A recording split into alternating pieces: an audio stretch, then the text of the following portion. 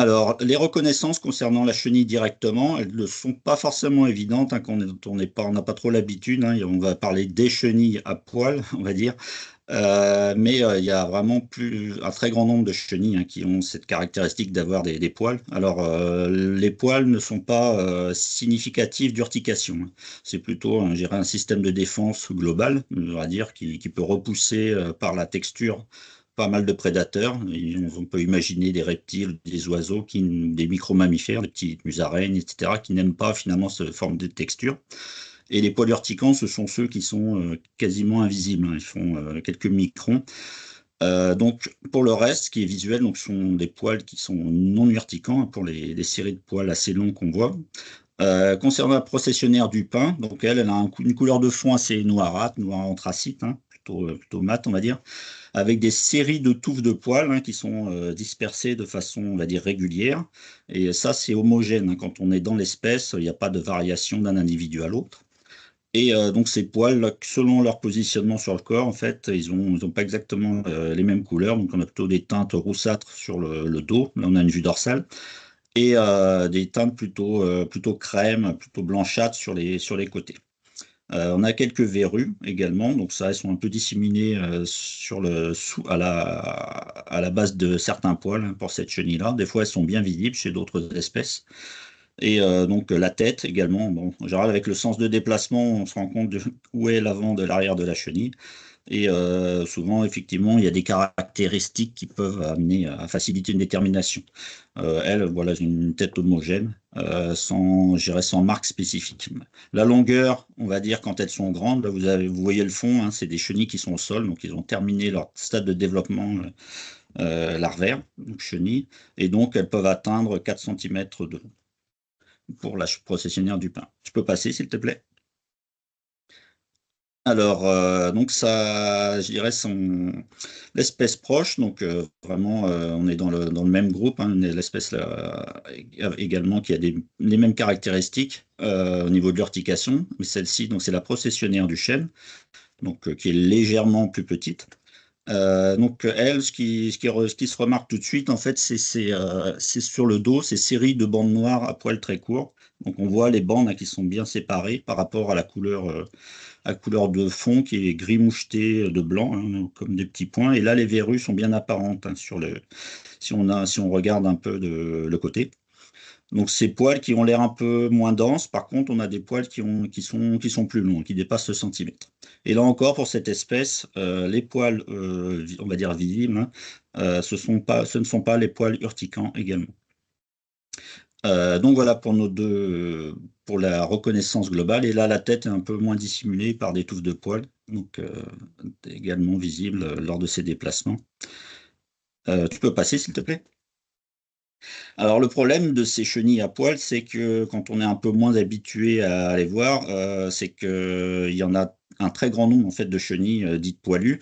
Pour faire simple, hein, c'est pas un groupe, je dirais, reconnu scientifiquement, un chenille poilu. C'est pas là-dessus qu'on va faire créer justement des regroupements systématiques au niveau scientifique. Mais voilà, l'effet est que voilà, pas mal de chenilles sont visibles, hein, sans les chercher, notamment de par leur taille. Donc on peut être amené à tomber nez à nez avec elles, on va dire. Soit elles tombent de l'arbre, soit on va dire elles traversent ce chemin pour aller chercher un peu plus à manger. Et donc, ces chenilles poilues, souvent, elles posent question. Et beaucoup que ce soit des promeneurs ou autant que des professionnels, ont tendance à les amalgamer avec les chenilles dites processionnaires. Donc là, toutes ces chenilles là voilà, que je présente ne sont pas du tout urticantes, hein. Comme je vous l'ai dit, c'est plutôt une espèce de toison protectrice qui peut, voilà, repousser certains prédateurs. Il n'y a pas le système d'urtication avec toutes ces complications dont on parlera un peu plus tard avec les seconds intervenants. Et je dirais, le grand groupe des chenilles dites à poil, il y a plus d'une centaine d'espèces, hein, en France métropolitaine qui ont des poils justement sur le corps et qui pourraient voilà, être amalgamés avec nos chenilles processionnaires. Donc là, il y a deux exemples, hein, une qui s'appelle le bombix du chêne, une autre qui s'appelle le bombix de la ronce. Chaque fois, c'est des noms qui sont plus ou moins évocateurs, puisque leur alimentation peut être plus large que ce que le nom laisse à penser pour ces espèces.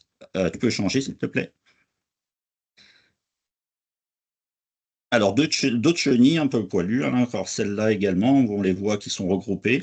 Donc, on dit qu'elles sont grégaires. Alors, à gauche, notamment, hein, c'est des chenilles qu'on pourrait être amené à observer en ce moment. Et ce sont plutôt des espèces, je dirais, moins bonne santé que les chenilles processionnaires, hein. J'ai mis le statut protégé, c'est pour montrer que parmi les chenilles poilues, vous voyez des espèces qui sont sensibles au niveau national et régies également par des articles de loi qui amène à les protéger. Donc là, c'est plutôt l'effet inverse. Il faut des autorisations je dirais une connaissance et une bonne prise en compte pour qu'elles se portent mieux. Et à côté, donc, ce sont des chenilles là, qui sont liées plutôt aux prunelliers, aux aubépines. Et à côté, on a je dirais leur grande sœur, qui sont les laineuses du cerisier, qui sont également sur aubépines, prunelliers, et puis de divers arbres fruitiers. Et cet amalgame de chenilles poilues dans des nids grégaires laisse souvent penser à des chenilles processionnaires, que ce n'est pas du tout le cas. Et quand voilà, si vous avez en tête les deux chenilles que j'ai montrées, les deux processionnaires, on voit qu'il n'y a pas du tout les mêmes motifs sur les côtés, sur le dos, la couleur de fond est différente. Donc, les photos permettent souvent de valider ou d'invalider une mauvaise détermination quant au fait que ça soit une chenille processionnaire ou non. Tu peux passer, s'il te plaît. Alors, d'autres que vous avez peut-être également pu observer, hein, ce sont également, à part la laineuse du prunellier, les autres sont des chenilles très, très communes. Donc, on a la pudibonde à gauche et à droite, c'est celle qui fait en ce moment quelques articles dans les journaux, hein, le Bombix disparate. Là également, hein, les articles de presse sont très vagues. On parle du Bombix, donc là, il y a des cas en Corse, puisqu'on a une année où il y en a pas mal. Il n'y a pas d'urtication, il n'y a pas de problème de ce côté-là. C'est rappelé par les scientifiques quand ils traitent le sujet.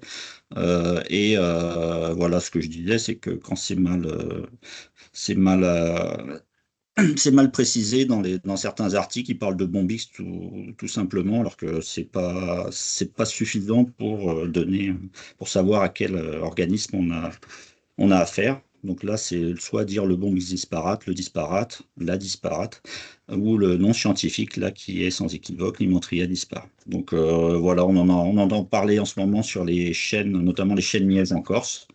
Donc il n'y a pas du tout de problème d'enjeu au niveau de la santé publique concernant cette espèce. Donc tu peux passer, s'il te plaît. Alors, pour faciliter la distinction, comme elles portent assez bien leur nom pour nos deux processionnaires, on va rappeler que la processionnaire du pin, donc la chenille, ne consomme que les aiguilles de pin ou de cèdre. En fait, elle ne peut pas consommer d'autres plantes. On va dire qu'au cours de l'évolution, elle n'a pas, voilà, c'est devenu stable concernant cette espèce. Donc, si vous voyez un pin avec des chenilles poilues, il y a de fortes chances que vous ayez affaire à une chenille de processionnaire. Il y en a quelques-unes autres. Et concernant la processionnaire du chêne, elle ne peut consommer que les feuilles de chêne, donc différentes espèces de chêne. Par contre, elle ne peut pas consommer de l'aubépine, du prunellier, du pommier, de la ronce, du plantain, du pissenlit, des salades. Donc, dès le moment où vous avez voilà, une chenille sur une autre plante avec constatation de grignotage des feuilles, vous pourrez exclure automatiquement le fait que vous avez affaire à une chenille processionnaire. Même si vous avez l'air sûr de vous en disant tiens, elle est poilue, etc., il y a de fortes chances que ça soit une autre espèce et donc il n'y ait pas du tout de problème au niveau de la santé humaine ou pour vos animaux domestiques, par exemple. Donc voilà, si vous n'êtes pas sûr, vous avez déjà ces indices qui sont assez, voilà, qui permettent de faire un très, très large tri par rapport à d'autres chenilles et d'autres risques. Tu peux passer, s'il te plaît.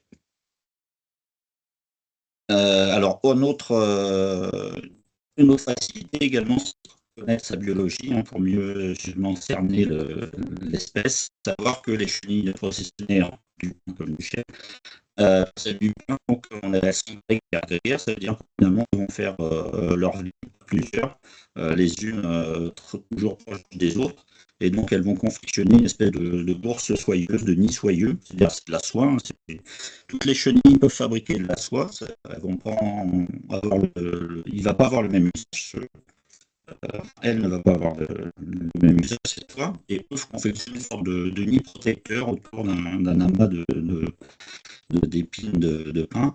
Et en fait, elles vont se remettre dedans, se protéger, en sortir pour manger, puis refaire un nid plus loin. Donc on a ce qu'on appelle des nids qui peuvent être vides, et d'autres qui vont contenir encore des chenilles vivantes. Donc ça, c'est voilà, c'est assez caractéristique, hein, ces nids soyeux qui sont aux extrémités des branches des pins ou des cèdres, la plante qu'elle va consommer.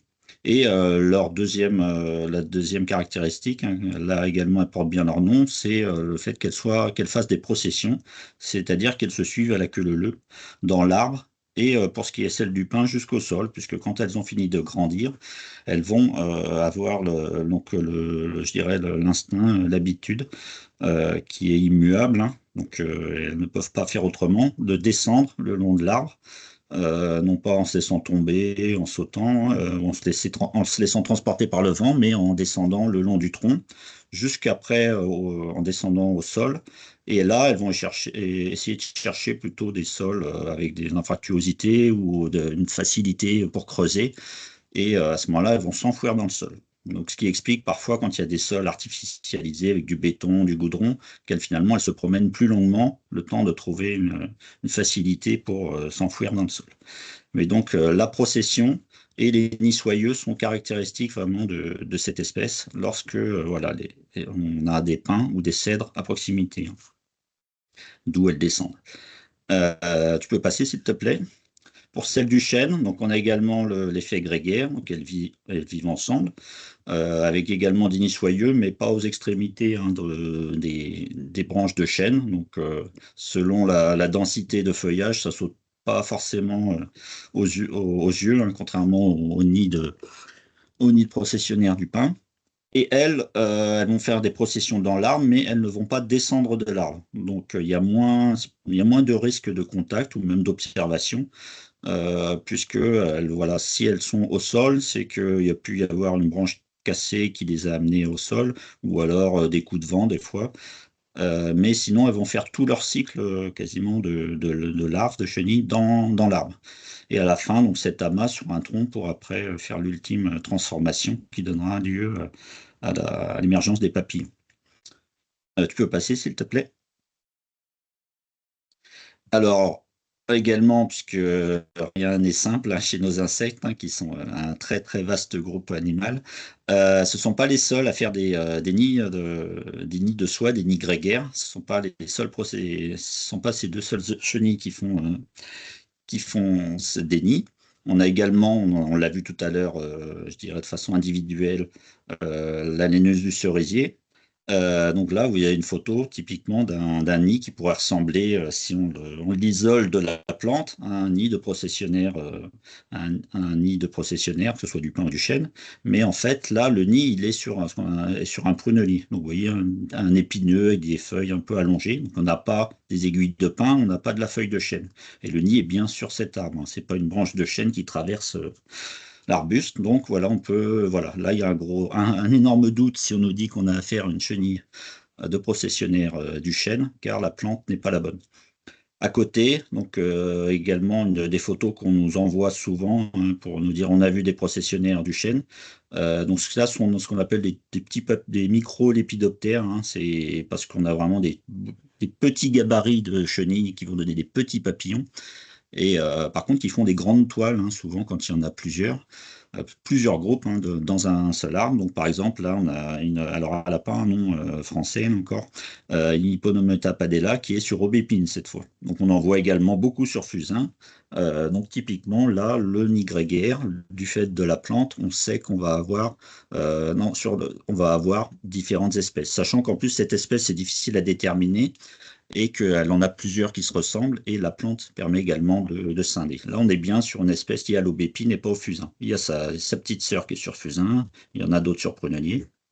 Donc voilà, la distinction de la plante support, elle permet de limiter fortement les erreurs habituelles qu'on peut recevoir de détermination, et donc, je dirais, d'alarmistes qui peuvent remonter, voilà, auprès des instances qui après nous contactent. Tu peux passer, s'il te plaît? Donc, au niveau de nos deux processionnaires, on va avoir deux cycles biologiques distincts. C'est-à-dire que finalement, on ne va pas voir les chenilles exactement au même moment. Il y a des petites périodes de chevauchement. Donc ça, ce sont des présentations que vous pouvez retrouver sur le site de l'Observatoire avec des documents téléchargeables. Nos espèces, bien qu'elles se ressemblent, elles n'ont pas voilà, la même phénologie, c'est-à-dire qu'on n'observe pas au même moment les chenilles. Les chenilles, on va dire, elles ont pas la même durée de vie globalement, puisqu'il y en a qui vont faire des pauses en hiver, alors que les autres, elles seront à l'état d'œuf. Et donc, ça facilite également le tri par rapport à des erreurs de détermination. Quand on nous signale effectivement qu'on peut avoir, je sais pas, observé des chenilles au mois de juillet, on va se dire, bon, là, il y a un risque que ça soit autre chose. Donc, on a toujours le cycle type des insectes pour le groupe des lépidoptères avec les œufs, les larves de type chenille, les chrysalides, et après les adultes qui sont des papillons. On peut passer, s'il te plaît. Donc, voilà, pour vous montrer un peu à quoi peuvent ressembler les papillons, qui eux sont très discrets, hein. Finalement, c'est ce qu'on appelle des papillons de nuit. Alors, les papillons de nuit est un groupe immense hein, de papillons, avec plus de 5000 espèces en France métropolitaine, avec des petits, des gros, etc. Ces deux espèces sont assez proches, hein, vous voyez, elles ont des formes, mais il y a une distinction qui peut également se faire. Et ça permet effectivement d'avoir une compréhension du cycle quand on a également des observations locales d'une ou d'une autre espèce. Mais en général, voilà, le fait qu'il y ait une plante haute dans les environs va suggérer que automatiquement on a une possibilité de voir des adultes. Alors ça peut être sous des lampadaires parce qu'ils sont attirés, ils peuvent attirer par les lumières environnantes. Donc ça peut les attirer ailleurs ou alors je dirais je dirais les perturber. Mais s'il n'y a pas la plante, il y a pas de risque concernant voilà, leur dispersion. Donc, voilà, je vous signale des petits critères qui sont plus affaires de spécialistes après, sachant que voilà, on a également des petites distinctions entre mâles et femelles. Alors, ces papillons de la processionnaire du chêne sont un peu plus petits que ceux de la processionnaire du pin. Tu peux passer, s'il te plaît? Non, aucune de ces... Ah, est-ce que je voulais... Alors, concernant les adultes ou papillons, aucune des deux espèces ne se nourrit à ce stade, donc c'est une des caractéristiques de certains papillons de nuit. Elles vont pas aller butiner, on va pas pouvoir les voir près des fleurs la nuit. Ils peuvent s'observer à distance de la plante hôte, surtout pour les mâles, hein, qui vont divaguer, des fois remonter les phéromones émises par les femelles. Et c'est la femelle qui sélectionne la plante hôte et pond dessus. C'est-à-dire que les chenilles, si les œufs sont pas au bon endroit, c'est-à-dire sur la plante, concernant ces espèces, sur la bonne plante, elles pourront pas survivre. Soit elles vont s'épuiser, soit elles vont mourir. Donc c'est vraiment, c'est comme ça qu'elles se déplacent, parce que également dans des articles de presse assez mal documentés, on a pu lire que les chenilles processionnaires descendaient d'un arbre pour aller remonter après sur un autre arbre. Donc ça se fait pas du tout, hein. Soit elles descendent au sol pour aller se transformer pour celles du pin, soit c'est qu'elles sont tombées, en général elles vont mourir dans la foulée. Tu peux passer pour la conclusion. Alors, en conclusion, je voulais rappeler qu'une bonne connaissance hein, de ces deux espèces, autant au niveau de la détermination, de la biologie et de l'environnement, hein, de savoir voilà, dans quel espace vous avez pu les observer, permet une meilleure prise en compte de ces dernières pour une gestion efficace permettant de réduire les nuisances localement. Et donc, voilà, amener à respecter un peu justement le principe de précaution et d'avoir du répondant par rapport à la gestion de la prolifération qui peut arriver certaines années sans être alarmiste. Donc voilà pour ma présentation et voilà, j'encadre des formations professionnelles sur les papillons. Donc si vous êtes intéressé, voilà, il y a de la, il y a de la connaissance encore à partager. Merci à vous. Au revoir.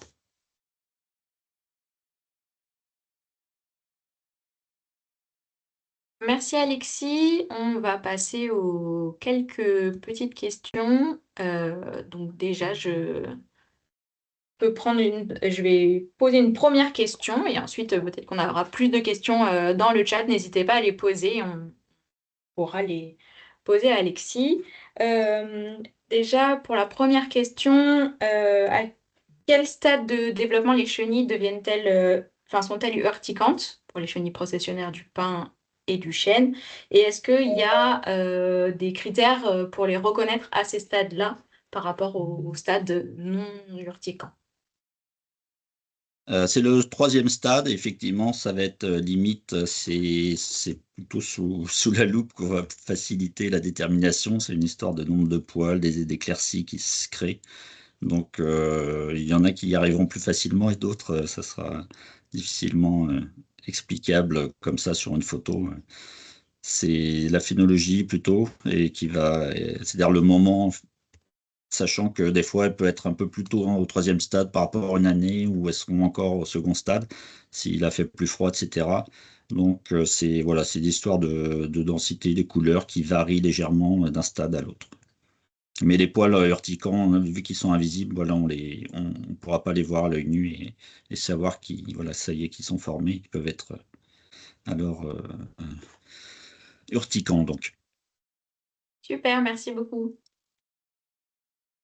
Alors, on a une deuxième question, c'est est-ce que il y a un danger pour l'homme avec le papillon? Ou c'est juste les chenilles? Non, du tout, il y a pas de contact et puis non, non, il n'y a pas de.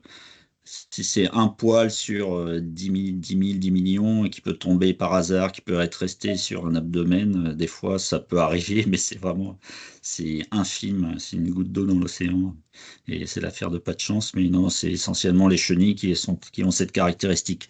Dans d'autres pays, on a des papillons qui ont effectivement des souhaits urticantes, hein, des dispositifs urticants. C'est pas du tout le cas de ces deux adultes, hein, que ce soit mâle ou femelle.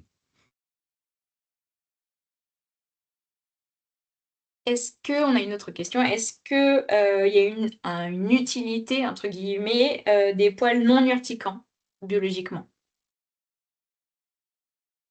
Oui, c'est ce que j'ai tenté de souligner. Ça fait une espèce de forme de toison, le fait d'être, je dirais, poilu pour une chenille qui peut rebuter certains prédateurs. Donc, il faut penser que si vous êtes je sais pas, un lézard ou voilà, un oiseau, bah, ils se spécialisent pas tous sur le même type de proie. Et parmi les chenilles, voilà, il y en a qui sont sans poils, d'autres qui ont des poils différemment placés. Et voilà, faut supposer que dans je dirais, la course à l'armement entre la proie et le prédateur, il y a eu un intérêt d'avoir certains poils comme ça et pas comme ci. Et c'est pas du tout le fait de l'urtication voilà, qui fait qu'il y a des poils, mais c'est voilà, d'autres moyens de défense qui marchent, qui doivent marcher, hein, sinon on les verrait plus depuis longtemps. Merci. Une autre question, c'est est-ce que les signalements sur Naturalist ou Orena vous aident à mettre à jour, les cartes de répartition des processionnaires? Alors moi, je suis membre d'Oreina depuis très longtemps, donc l'épidoptériste, et je sais, alors les données d'Oreina, donc Artemisiae pour ce qui est de leur plateforme, sont versées dans le SINP, donc de l'INPN, donc c'est-à-dire tout ce qui est base de données nationale du muséum, géré par le Muséum national d'histoire naturelle, l'Office français de la biodiversité. Donc après, au niveau de l'observatoire, où ils ont je dirais des localités plus suivies, je ne sais pas à quel point encore ils prennent ça en compte, mais elles sont totalement à disposition puisqu'elles sont versées je dirais, dans la plateforme nationale des données. Donc, c'est pas moi qui pourrais vous répondre là pour ce cas très précis. Je sais qu'elles sont à disposition pour tous, finalement. On a un point, merci, on a un point à la fin sur la plateforme de signalement, donc on pourra répondre un peu plus précisément à ces questions. Une dernière question, est-ce qu'un des prédateurs des chenilles est bien la mésange? Oui, c'en est un, tout à fait. Effectivement, on a observé la maison, j'ai bien observé, que ce soit pour des particuliers plus ou moins ornithologues, et il y a voilà, on a observé des comportements d'apprentissage par rapport je dirais, la capture même de ce type de chenilles. Donc peut-être qu'au début, elles ont pu être un peu impactés par des polyurticants et le fait je dirais, de les attraper d'une certaine façon. Alors, c'est pour nourrir leurs jeunes, parce que c'est essentiellement pour nourrir leurs jeunes qui capturent des chenilles hein, de façon large, hein, pas que les processionnaires. Mais les processionnaires font bien partie voilà, des dizaines et centaines d'espèces qu'ils capturent pour pouvoir nourrir leurs jeunes. Super, merci beaucoup. Merci. Il y a d'autres questions dans le chat. Peut-être que Alexis, tu pourras répondre directement s'il y a des petites questions. On va passer à la prochaine présentation. Bertrand, je te Merci laisse la main. beaucoup Alexis pour cette présentation très instructive et qui a l'air d'avoir été très bien reçue par tous les spectateurs.